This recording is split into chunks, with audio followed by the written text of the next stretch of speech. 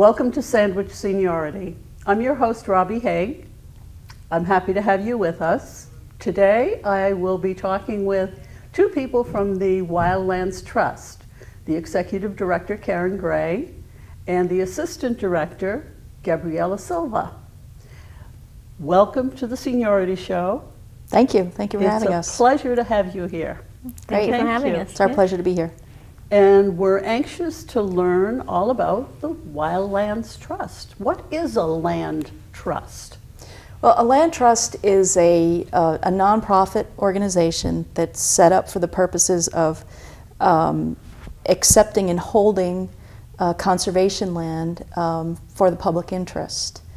And we have quite a number of land trusts here in Massachusetts. Massachusetts has the highest concentration of land trusts in the whole country. Yes, wow. We have, I believe, 169 land trusts. Really? Right.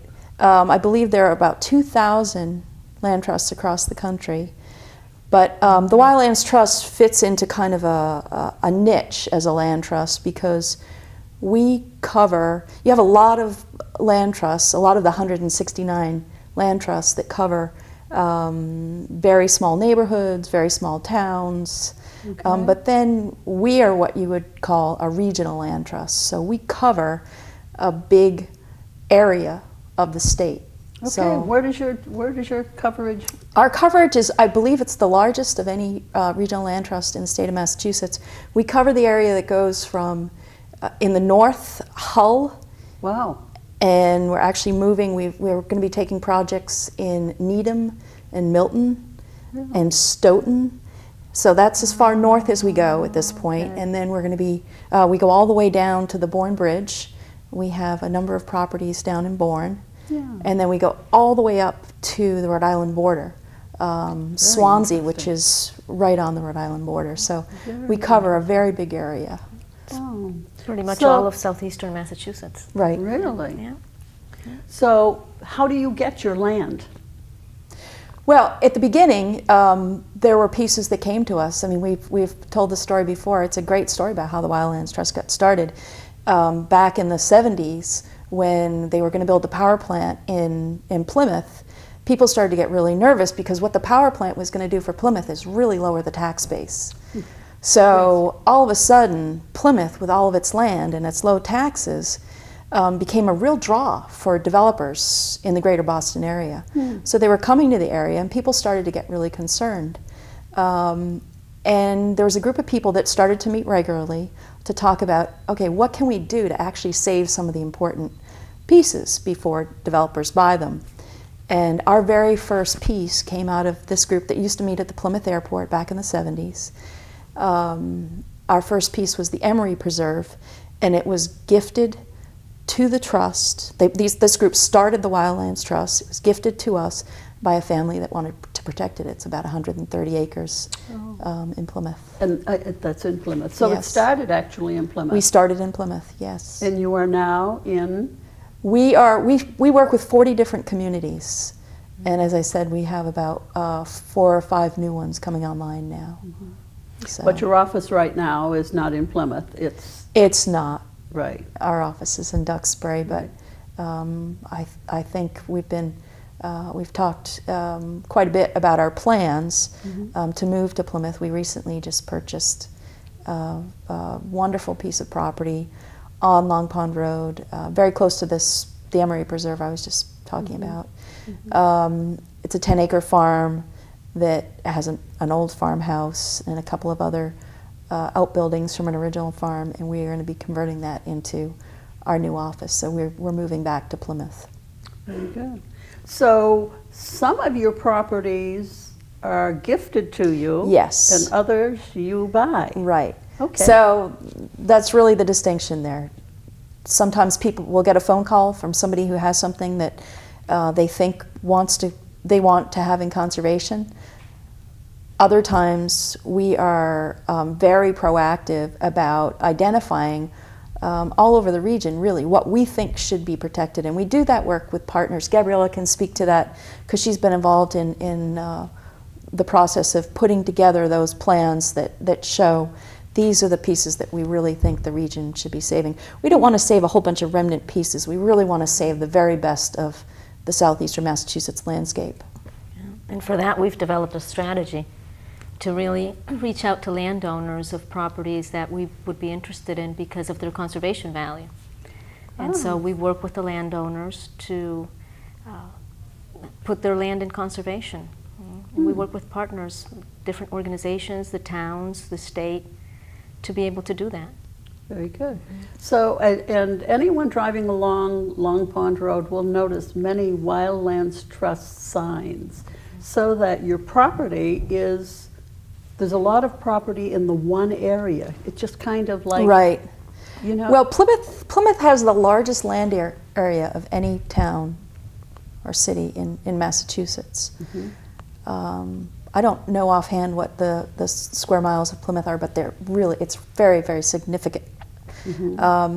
So it's not surprising that there's a lot to protect in Plymouth. And also, Plymouth is the people in Plymouth really care about conservation land. So those two things come together, and that means that you're going to have a thriving land trust, and that's really what's going on in Plymouth right now. We were attracted to look at this particular piece of property on Long Pond as our potential new office site because of its proximity to so much other land that we either own or manage, or that the town manages as conservation land. So the farm is in a hot spot for conservation land down there. So we are, I've realized too that this conservation land has many, many trails on it. People, tell us about how the people in Plymouth or other towns would use this conservation land. Well, I mean, Plymouth is an interesting area because Plymouth has so much conservation land, and it's so well maintained that it really is a draw for people even beyond Plymouth. But we have probably 6 or 7 large pieces of land in Plymouth that have very, very well maintained trails. And you asked how people use them. You know, you'll see all different kinds of people out there. You'll see people with little children. You'll see people with their dogs. You'll see people by themselves. You'll see people on mountain bikes. You'll see people on snowshoes in the winter. So I think these properties really offer an important escape for people who want to go and be in the woods by themselves in peace and quiet and enjoy nature. And as you just said, they're probably open year-round. They are. We work really hard. We work really hard. We have a very active stewardship program. Their job is to go out and take care of everything that we've protected. We don't open everything to the general public, but if it's appropriate for a piece of land to be opened and to have trails on it, we make sure that that happens. We put in infrastructure like parking areas and signage and kiosks, and we're out there all the time maintaining the trails. So one of the things we did a couple of years ago, we got a grant from a Boston-based foundation to invest in some new stewardship equipment. We've acquired all this land. We really needed equipment to take care of it. So with this grant, we were able to buy a couple of trucks with plows and chainsaws and trailers and things we needed to take care of the land. So at that point we said, you know, we're really going to make a commitment to keep certain properties open year-round so that people can get out in the winter and enjoy them. And the Boston Globe actually did a story about just that we were working really hard to make sure people could get out in the wintertime. 2 years ago we had a very, very tough winter.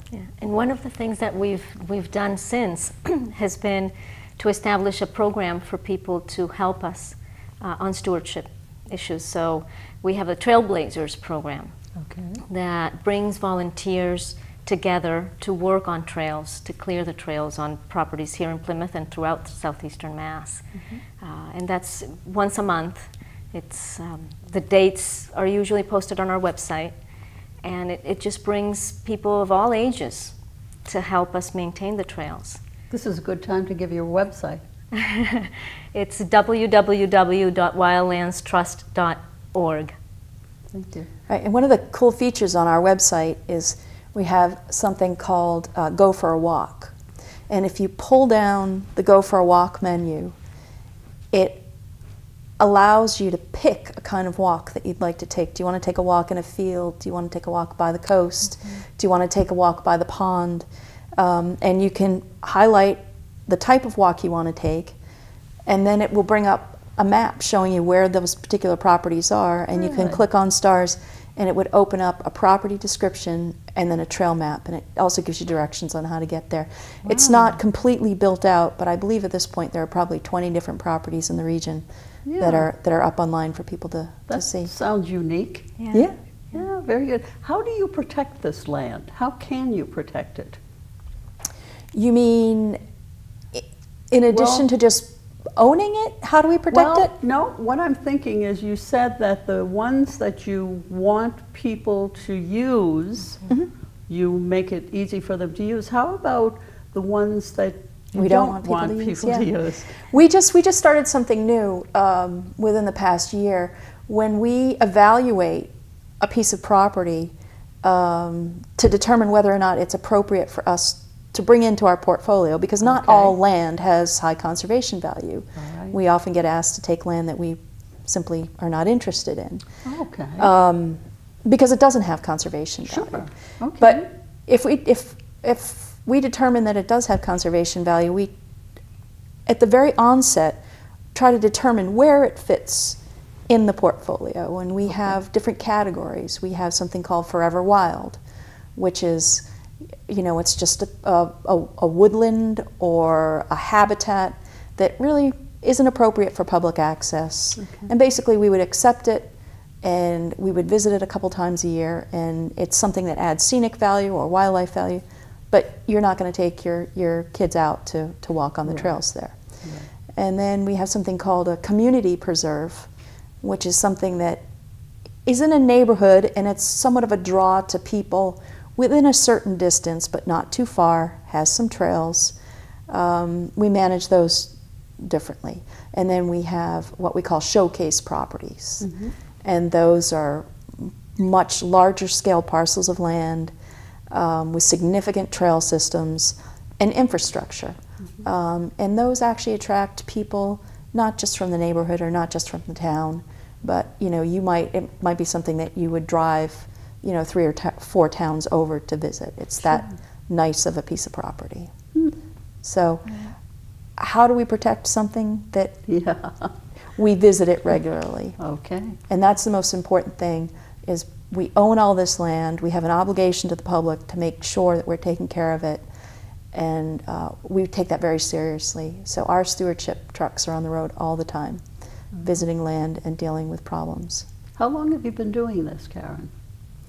Me personally? You personally? Me personally, it's coming on 5 years, I believe. 5 years? Yeah. I became the director in November of 2007. And Gabriella? I've been with the trust for 9 years now. Oh, really? Wow. So you are the two people who know best about what's happening and what's being used? Yeah, I mean, we have a very professional staff. Gabriella and I are just 2 of, I believe we have 9 people on the staff right now. That includes a few part-time people, but we're very proud of our staff. We have people who are very respected in our field and really know what they're doing, and about a lot of different things. They know as much, if not more, than I do, and that Gabriella does. Wonderful. I mean, people are pretty specialized in this field. We have people who specialize in actually doing the real estate deals, and people who specialize in taking care of land, and people who specialize in you know, doing the membership and taking care of the books and all the different pieces that make an organization run. And you have a lot of volunteers also, don't you? We do, yes. We have, this is our 3rd year in an AmeriCorps program, the MassLift, Massachusetts Land Initiative for Tomorrow. And through this program, we have been fortunate enough to have a couple, this year we have a couple of young women recently graduated. One has a master's degree, and Leanna comes to us from Vermont. And they are working on outreach and on conservation, on land protection. One of the things that they're doing is really involving the public and volunteers and building a program of volunteerism with the Trust. We've recently started our ambassadors program, and we have some great new ambassadors to help us spread the word about the Trust, what we do, and what are some of the opportunities for people to do with, in their free time, to visit properties, to become a part of the stewardship Trailblazers group. We have a trail running and walking group also, and we do events as well. We have host tables at events to provide information to visitors and what have you. Wonderful. Yeah. So they have the land, you have volunteers, but you also need money to do what for the land? To take care of it. To take care of it. Very good. You have, of course, you have trucks and people who run the trucks, et cetera, et cetera. Absolutely. We have staff, professional staff, and we have newsletters and events and. Very good. So what are some of the things you do for, what are some of the events you have? Well, besides the Trailblazers, that's a regular program of stewardship. We have the trail runners and walkers that get together about once every 2 weeks. And we hope to really build that out. We've only had a few people sign up. Okay. But it's an opportunity for people to get outdoors with one of our staff members or two and go out and do those trails and walk those trails. And it's not only a matter of walking the trails, is it? Isn't it maintaining the trails? Yes, if it's with the Trailblazers, absolutely. Yes, it is. It is that as well. So that would be a wonderful thing for volunteers to do to get to know the trails and so on and so forth. We have 2 community gardens that we host. We have one at our headquarters in Duxbury, and then we have one at the Coalition for the Homeless in Kingston. And both of those really use volunteers, particularly the one in Kingston. Sure. Can you tell us a little more about what the gardens are about? Yeah, well, the idea is to really give people the opportunity to plant their own food. Okay. As time has gone on, people have realized the importance of growing their own food. Right. And so for the one at the shelter, all the produce goes to the shelter. Okay. And we've had volunteers, a number of volunteers work the land and then help plant the seedlings and then plant the plants and just take care of the garden, throughout the season. And then now, closing it up with the fall. And we've done that for a couple of years now, 2 or 3 years. Oh, very good. So it's a good opportunity, really, to it's reminiscent of the Victory Gardens. Exactly. Yeah. Isn't that wonderful? Yeah. Things do come around again, don't they? Yeah, they have. They have, yeah. And of course, it is a time of need right now. So that basically the people working on the garden, do they take home veggies for themselves? Yeah, people have plots. So we have a large garden, and then we stake off individual plots. Okay. And people commit to a particular plot, and they can grow whatever they want. And then they harvest it and bring it home and give it to their neighbors or use it themselves. And some of them share some of that produce with the staff, which is always wonderful. Welcome. That's really good. Yeah, it is. It is. These are some of the things that Wildlands Trust. My mind doesn't go to the garden. Right. Well, I think it's fair to say that we are very aware of the fact that we need to grow a constituency for land conservation, and it's really important, if we're trying to accomplish that as a goal, that we make our work relevant to as many people as possible. We can't just protect land and lock it up. Right. And we can't just protect land and put trails on it and expect people to find it. So we're trying to be a lot more proactive about our programming, and we're trying to integrate what we do with the public in a way that they can begin to appreciate what we do. Because the work we do adds, I'm going to sound biased here, but it adds significantly to the quality of life for everybody. Excellent. And we need people to understand that and to want to support us. Sure. And that's one of the big things that Davis Douglas Farm is going to do for us. Right now we have, we're all operating out of a little building that's very makeshift, and we've got the whole staff kind of shoehorned in there, and it's really difficult to have the public in any way. We do have a garden there, and that's worked out really well for us, but it's not the kind of property where you can invite the public in and hold programs, and that's something we're really looking forward to with Davis Douglas. This is going to allow us to take the next step of creating much more awareness about how important land conservation is and how to get people involved in it. Okay, now Davis Douglas is the name of the farm in Plymouth that we're buying. Thank you very much. Yeah. That was my question. Sorry. Now, how does the Community Preservation Act work with you? Or you work with it? Or? Well, in the best cases, hand in glove. Okay. And there are a number of towns, Plymouth, Marshfield, Duxbury, I'm going to get myself in trouble here, what else? Those are three that come to mind right now. There are plenty of others where we work very, very closely with the Community Preservation Committee. Okay. We actually help them with applications. We help them identify properties that they want to protect. And then we support the process of the town actually reviewing and approving a particular piece of land to determine if they want to spend CPA funds on it. Okay. And then once the town votes to accept a piece of land and to spend CPA funds on it, the Wildlands Trust is the partner that comes in and actually holds the restriction on that land. So then our job becomes making sure that that piece of property is maintained the way it's supposed to be. Okay. And that's for the people who live in that community. That's a service that we provide to that community. So if it's not meant to be built on, our job is to go out there every year and make sure it's not being built on. If excellent, yes. So anyway. And with all the property you have, it can't be an easy job. It's not. We have right now over close to 90 conservation restrictions that we hold all over the region. And we're just taking on a new one in Needham. Really? So we're as far up as Needham and all the way down to the canal. So we cover a big, big area, and the conservation restrictions are monitored every year.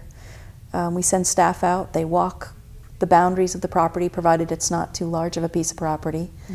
And they make sure that you know, the neighbors aren't putting the swing set on the property, that Right, the other neighbors aren't dumping their leaves there, Yes, that nobody's built anything on it.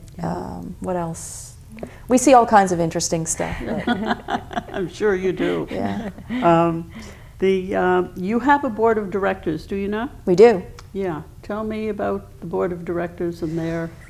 We try to get a good representation of the region. It's tricky. You don't want to end up with too many board members from any particular community.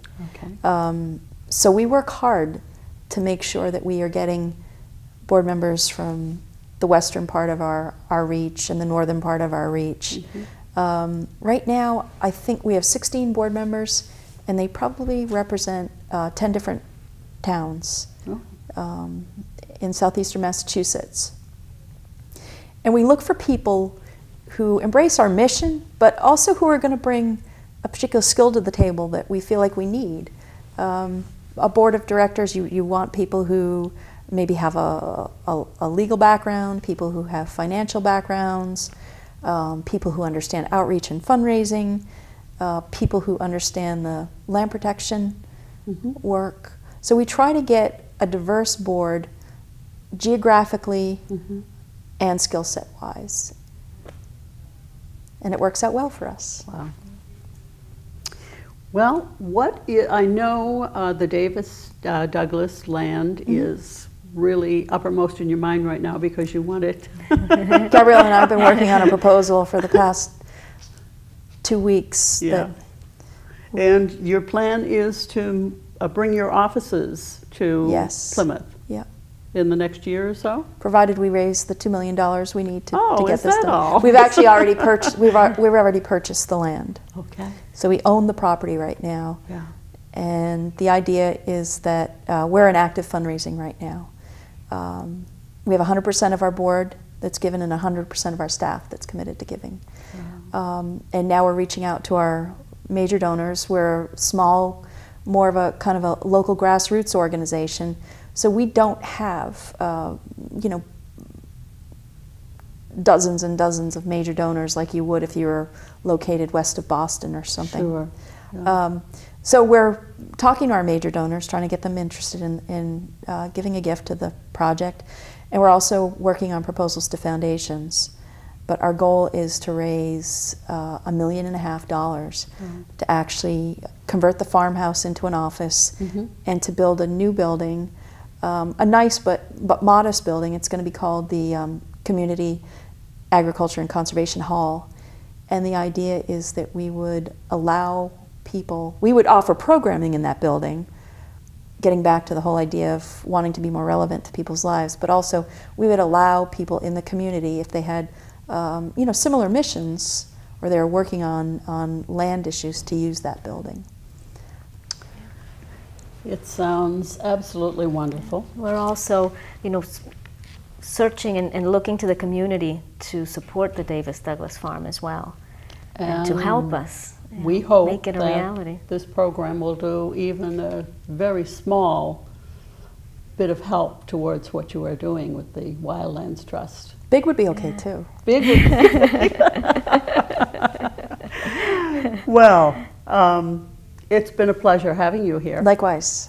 And when you go on to the land in Plymouth, maybe we can do this again and do an on-site, which will give people a better insight into what you are doing. It would be our pleasure. Yeah. Thank you. Thank you. Thank you. And thank you all out there for watching Sandwich Seniority.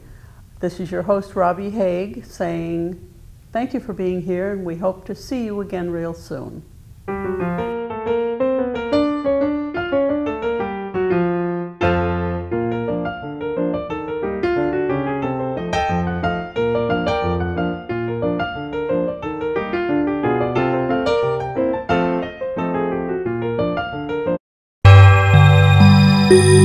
Thank you.